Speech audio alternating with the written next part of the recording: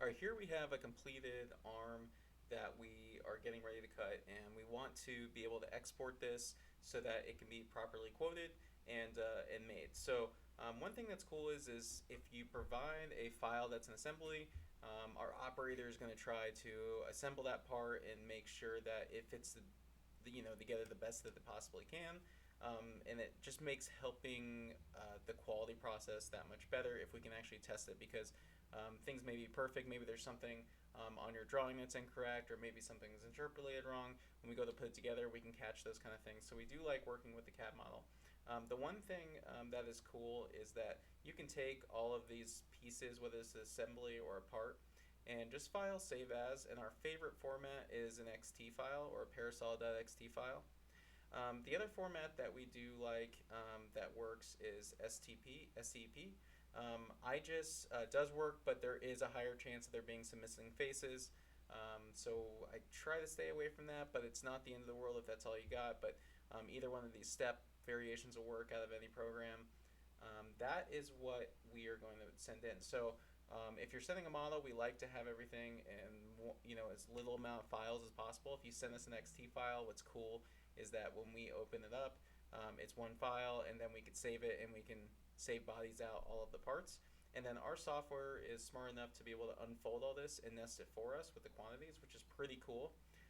If not, if that's something that you are already in the task of DXFing and doing like that, obviously the flat pattern is really cool. Make sure that instead of just right-clicking this and exporting to DXF, that you go down here to the flat pattern, and you can actually export DXF here. And then when you do output it, you can turn on bend lines right here, so there'll be a dotted line and then geometry. And when you hit check, you'll see a preview of it. So this is what we're going to be. So even though you can't see it, the bend lines are dotted. When it comes into our program, it will be dotted. The downside to this is that you're controlling the K factor and the radius. We don't get a chance to check that. If we have the actual CAD file that we're importing into our software, we have the capability of making minor adjustments to that radius and the K factor. In this case, it's already set. So for example, if I were to open up, let's see, I think I can find it right here. Nope. It must be in the above.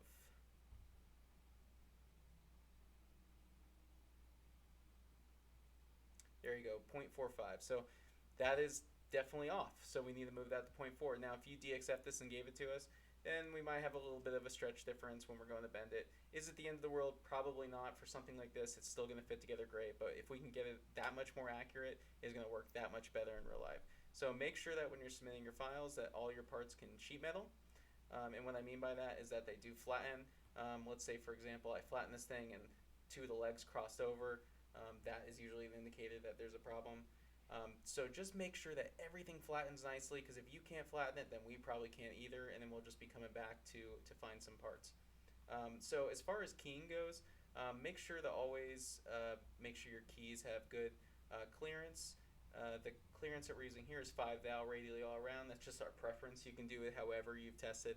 Maybe sometimes if you want to try a tighter key set on a product and see how it goes, and then if it needs to be a little bit looser next time, you make it a little looser. So just kind of finding what works best for you. 5 thou works best for us, and that's what we're sticking to. So thank you, and if you have any questions on submitting files, feel free to reach out to us directly.